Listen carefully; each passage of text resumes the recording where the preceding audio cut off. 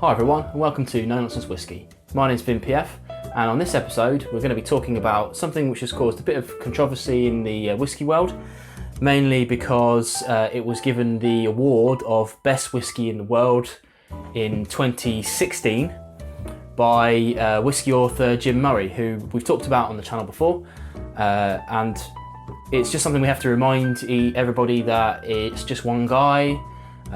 Regardless of where he gets his opinions from, it is just one guy.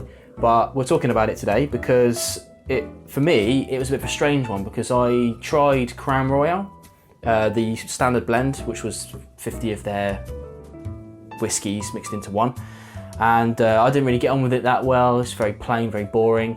So when this was voted Whisky in the World, I was interested to say the least. Because I thought, well, how can it be? It's made by the same people that made that. So finally, I've got round to getting a sample of it. It's pretty difficult to get hold of in the UK now, maybe because of the award, maybe not, I don't know. But it was typically around £50 a bottle for a while you could get it, which is very peculiar because it's sort of mid-20s Canadian dollars, which is sort of 18 to 20 pounds UK, give or take. So even for a Canadian whiskey, it's cheap. So let's have a look at it and see what we get. Find out what's going on with it.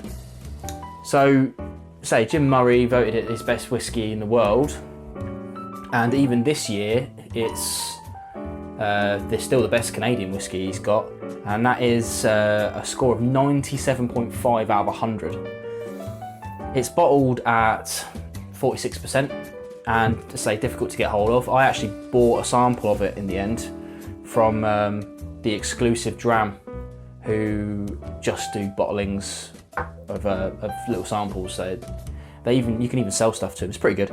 But I think it was about sort of £7. It wasn't cheap, but I need to bring this stuff to you guys, so it's worthwhile.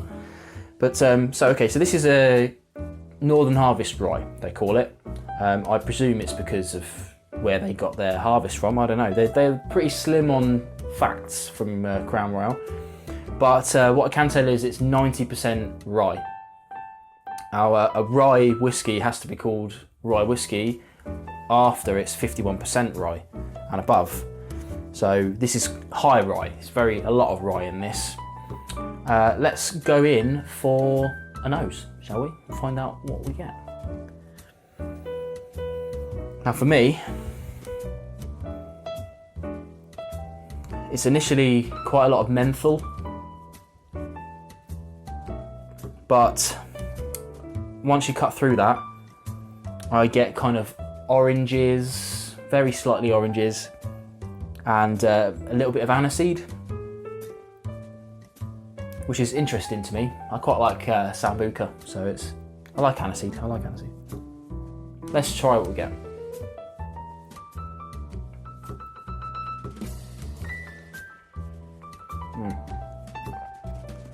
It's super spicy. I'm not the biggest fan of ryes, let's be honest about it, but mainly because they're quite hot. But I'm learning to enjoy it, and this isn't a bad one at all. It is very hot, it's very spicy, super peppery.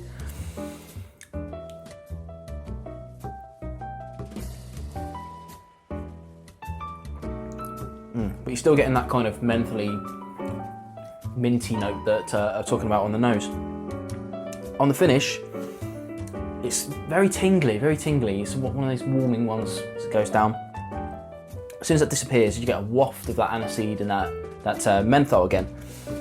But that's pretty much it. It's a medium to low finish. It's good, it's good. It is a million miles ahead of the other Crown Royal I've tried, the standard blended. And this one also comes in that kind of fancy bottle, that fancy bag, in the UK anyway. I'm assuming it's like that in the US and Canada as well. But for me, I don't know. Now it's like 50 quid a bottle, even if you can find it, and that's just silly money. If this was blind, it isn't blind, so there you go. Read into what you will. I'm pretty sure this wouldn't blow me away.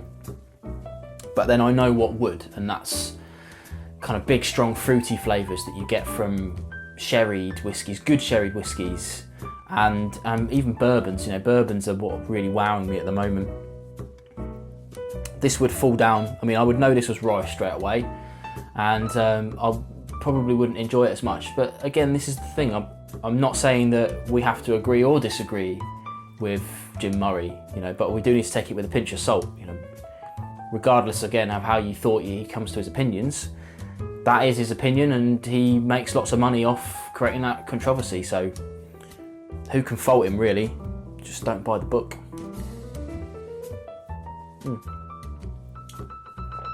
It isn't bad. If I could get this for £25, which is less than I can get the standard Crown Royal for, I'd probably buy more of it.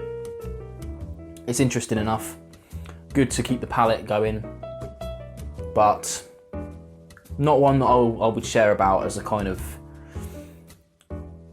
this is a perfect whiskey, you know, or near perfect. Certainly not. I've got a lot of other things I would give across. There you go. My thoughts on the Crown Royal Northern Harvest Rye. Worth a try for sure. I certainly wouldn't recommend putting any real effort into getting a bottle. If you see a bottle for a reasonable price, then why not if you've got the money? But I wouldn't go trawling the internet looking for it. If you're desperate to try a sample, then you know, do check out the exclusive dram like I did. Absolutely no affiliation with them whatsoever, but I heard a friend talk about them, that they have some pretty good stuff on there. So I went and had a look, and it's the only place I could get a small sample of. I didn't want to buy a bottle of this because I tried it before and I knew what I thought. There you go. Thanks for joining me for another No Nonsense Whisky review. Hope to join you in future. Please do consider subscribing if you like the content. We're making good headways now, and I'm still carrying on with my whiskey a week. But in the future, I'm going to start doing some double and triple threat episodes for some vertical tasters and such like. So please do join me for another No Nonsense Whisky review in the future.